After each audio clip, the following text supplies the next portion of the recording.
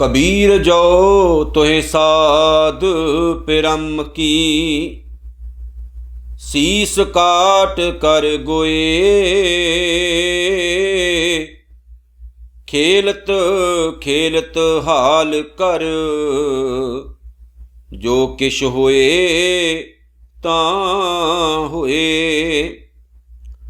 कबीर जो तोहे साध पिरम की, शीस काट कर गोए। खेलत खेलत हाल कर,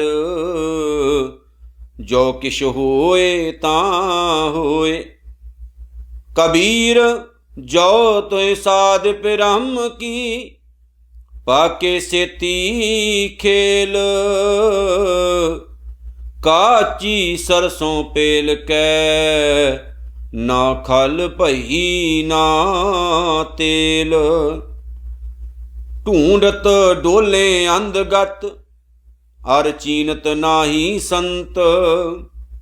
कह न मां क्यों पाइयै, बिन भगतों भगवंत। हर सो हीरा छाड़ कै, करे आन की आस। ते नर दोजक जाएंगे, सत भाकै रविदास।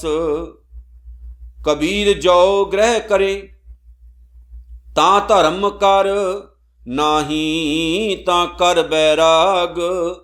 बैरागी बंधन करे, तां को बड़ो अभाग। बैरागी बंधन करे, तां को बड़ो अभाग। गुरु रूप गुरु प्यारी साध संगत जी,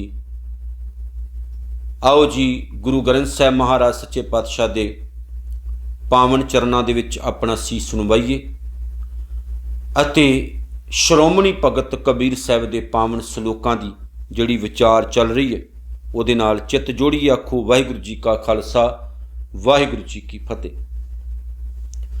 कबीर साहिब दे ये पावन सलोक आपां 239 नंबर तो लैके ते 243 नंबर सलोकां तक विचार है। ये इन्हां दे पावन सलोकां दी अज लास्ट वीडियो है 48 नंबर, क्योंकि कबीर साहिब दे जिहड़े पावन सलोक ने गुरु ग्रंथ साहिब महाराज दी पावन बाणी दे विच वो 243 तक है। 243 सलोकां तो बाद फरीद साहिब दे पावन सलोक चलते हैं। सो ये गुरु ग्रंथ साहिब महाराज का धन्यवाद है जिन्हां ने अपार कृपा दया रखी है ते मेहर भरिया हथ रख के अज लास्ट वीडियो दे विच कबीर साहिब दे पावन सलोकां दी विचार करवा रहे ने। आओ जी सत्कार नाल उन्हां दी विचार वल अपना जिहड़ा ध्यान है, अपना जिहड़ा चित है वो जोड़िए। इन्हां पावन सलोकां विच जिहड़े आखिरी सलोक है उन्हां दी पावन जिहड़े आपां लए अज, उन्हां च कबीर साहिब ने बड़ियां सोहणियां गल्लां आखियां। पहलां तां उन्हां ने हंकार की गल कीती। उन्होंने कहा कहंदे जेकर तैनू अपने गुरु नाल, अपने प्यारे प्रभु परमात्मा दे नाल मिलण दा चाह है, तेरे मन विच सिक है, तेरे मन च सदर है कि मैं मिलां, ते तू अपना जिहड़ा सिर है ना ये वढ़ लै ते वढ़ के इहदी गेंद बना लै ते खेड।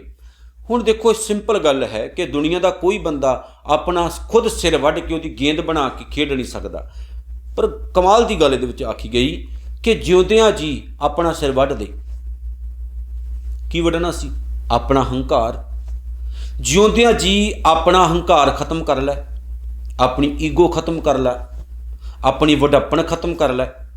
फिर होएगा कि जदों तू प्रेम की खेड खेडेगा ना इस तरह गुरु दे नाल, जदों तेरे कोल तेरा हंकार नहीं होएगा, तेरे कोल तेरी अपनी वड्डप्पन वाली पहचान नहीं होएगी, तेरे कोल जात का हंकार, गोत का हंकार, पैसे का हंकार नहीं होएगा, गुणा का हंकार नहीं होएगा। फिर जो गुरु की कृपा नाल इस दुनिया च विचरेगा तो सच के रस्ते उत्ते तुरेगा तो तेरे पल्ले एक चीज़ पै जानी। हुण साडे पैर उत्ते कोई पैर ही रख दे तो आपां अगले दी धौन लाउण तक जाने, कोई बुरा भला सानूं कोई माड़ा मोटा बोल दे तो आपां उहदे ऐ पिछे पै जाने एक बारी, है ना। पर रब के रस्ते उत्ते तुरन वाला इंसान इन्नियां छोटियां छोटियां गल्लां दे पिछे नहीं पैंदा, उन्होंने सच की समझ आ जाती है। फिर वो कहता दुनिया विच विचरदियां बहुत कुछ बंदे दे नाल हुंदा, पर यह जरूरी नहीं कि आपां सारे संसार नूं खत्म करन वाल तुर पईए, अपनी ईगो दे करके किसी दा परिवार उजाड़ दईए, किसी दा नुकसान कर दईए। कबीर साहब ने जिवें पिछले सलोकां 'च कहा सी कि रब खंड वर्गा है, मिठा है, पर उहदी प्राप्ति सानूं कीड़ी बन के करनी पैनी। बरीक सोच अते निमरतावान हो के ही उहदी प्राप्ति हुंदी। जे तैनूं अपने प्यारे प्रभु परमात्मा नाल मिलदी तांग है तां तैनूं ये खेड सच्चे गुरु नाल जिहड़ा पक्किया होया है ਉਹਦੇ ਨਾਲ मिल के ही खेडनी पैनी। कच्चियां दे नाल मिल के अपनी जिंदगी बर्बाद करन दा ਉਹ हाल हुंदा है जिस तरह कच्ची सरसों जिहड़ी हुंदी है, कच्ची सरों ਉਹਨੂੰ जिन्ना मर्जी कोलू विच पीड़ी जाओ, ਉਹਦੇ चों ना तेल निकलदा ते ना ਉਹਦੀ खल बनदी है, ਉਹ इदां ही व्यर्थ चली जाती।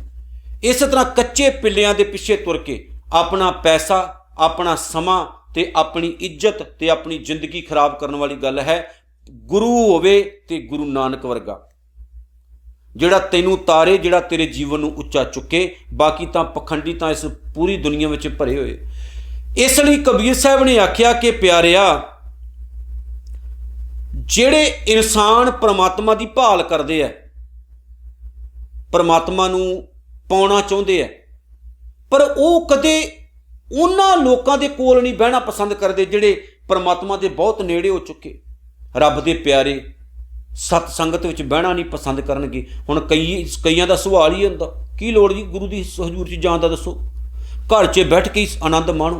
मन्निया ठीक है, पर सत संगत भी जरूरी है, गुरुद्वारा भी जरूर, गुरु के कोल बहना, गुरु की संगत करनी भी बहुत जरूरी है, समाजिक जीवन भी बहुत जरूरी है। तो कबीर साहब ने आख्या कि इस तरह भी परमात्मा के घर की प्राप्ति नहीं होंदी।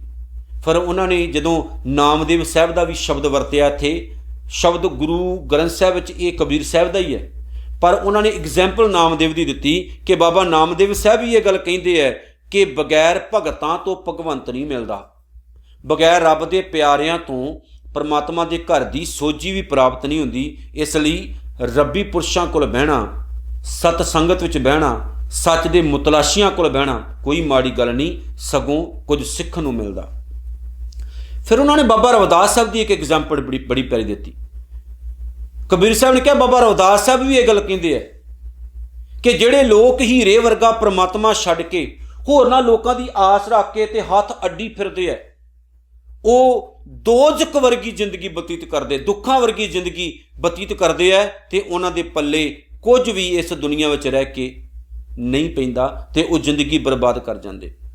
फिर कबीर साहब ने आखिरी सलोक विच ये गल आखी कि जे तू गृहस्थी है तो गृहस्थियां वाले अपने फर्ज निभा, तो जे तू बैरागी है तो बंधना विच पिया होया तो तेरी जिंदगी का कोई भी फायदा नहीं। अज दे समय विच आपां वेखदे हां कि एक गृहस्थी अपने घर परिवार नूं पालदा होया किन्नी मेहनत करदा, पर जेकर वो मेहनत करदा उस परमात्मा नूं ही भुल जाए जिन्हें सब कुछ, जिन्हें उन्होंने परिवार दिता, बच्चे दिते, सब कुछ दिता, तो कबीर साहब ने कहा वो भी लानती बन जाता।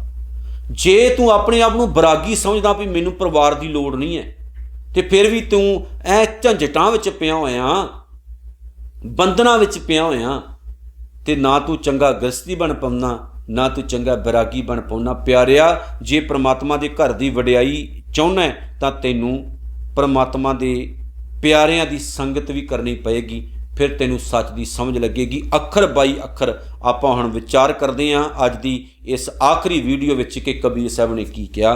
कबीर जो तोहे साध पिरम की, इत्थे साध का मतलब साध नहीं है, साध गुरु की गल नहीं इत्थे हो रही, असल च गल होर कुछ है।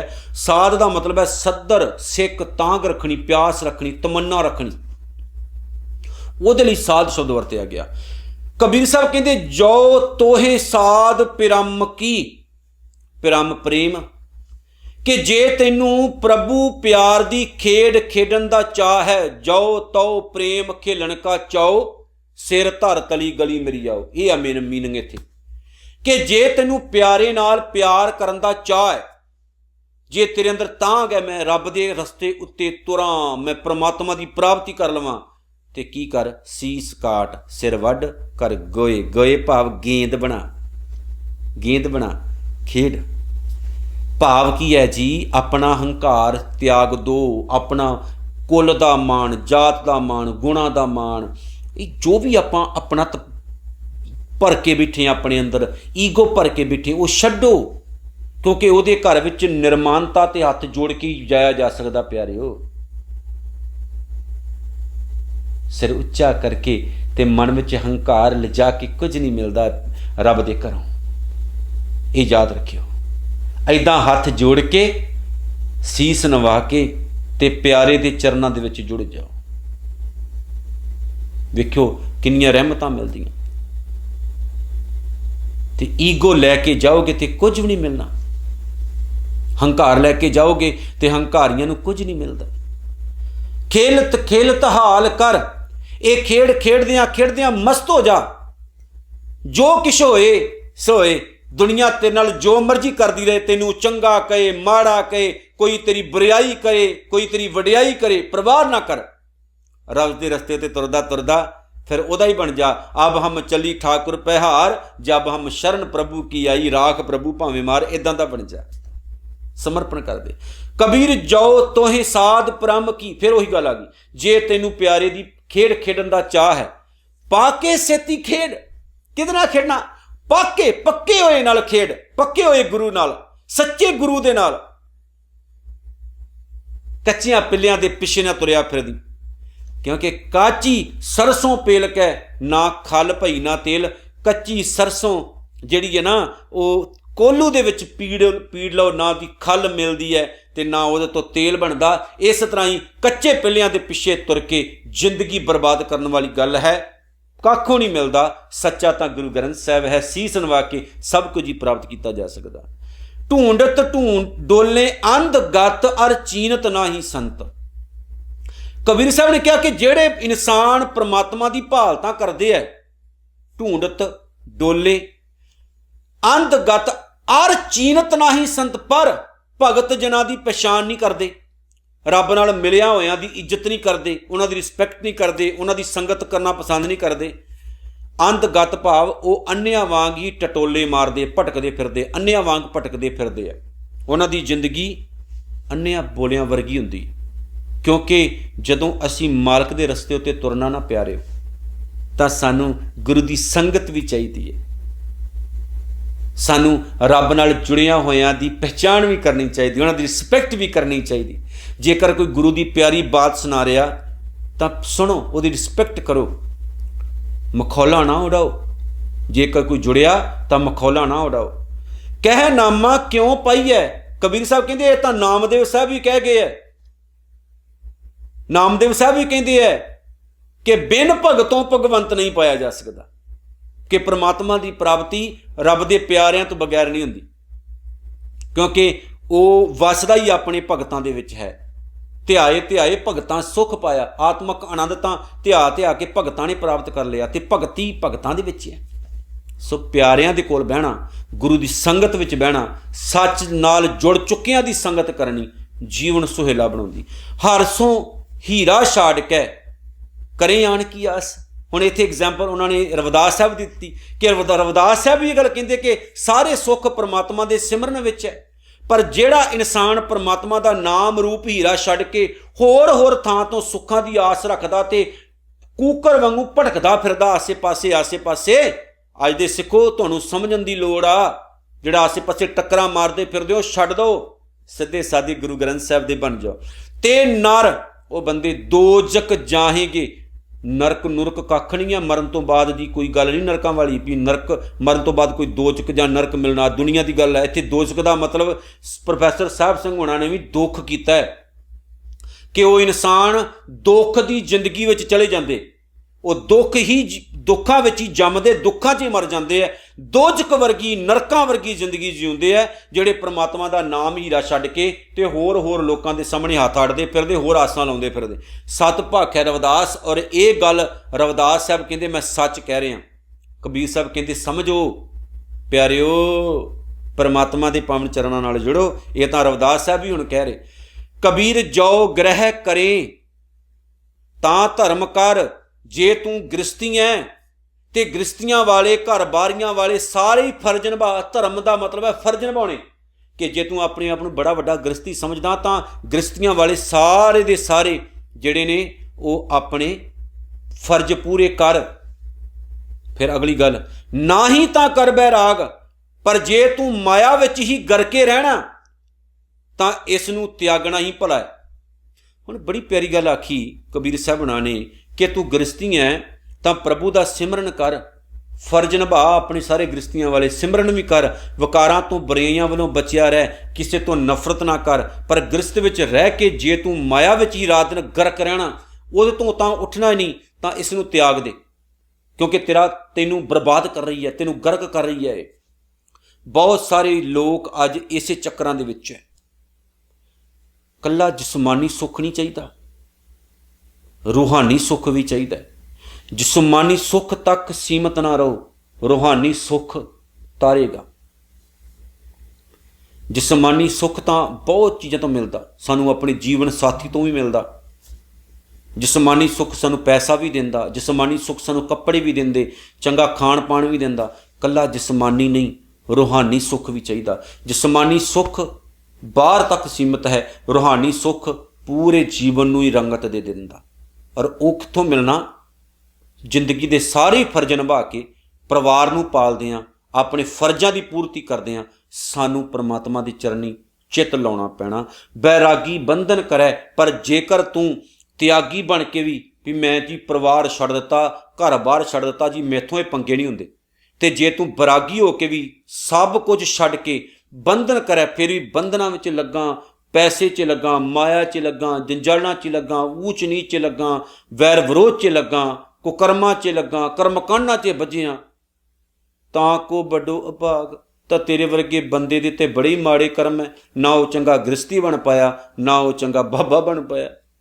बड़े बाबे ने वड्डे वड्डे, असीं जी आपां बहुत जी आपां भगती करते हैं, गड्डियां मगरों आउंदियां ने, सब तो पहलां उन्हां डेरियां च हुंदियां नवीआं, महलां तो भी वधिया वधिया अपने डेरे बना के बैठे होंदे। किसी गरीब की कोई मदद नहीं करनी, कोई मरे भावें जीवे, अपनियां ऐशां लैणियां उन्होंने।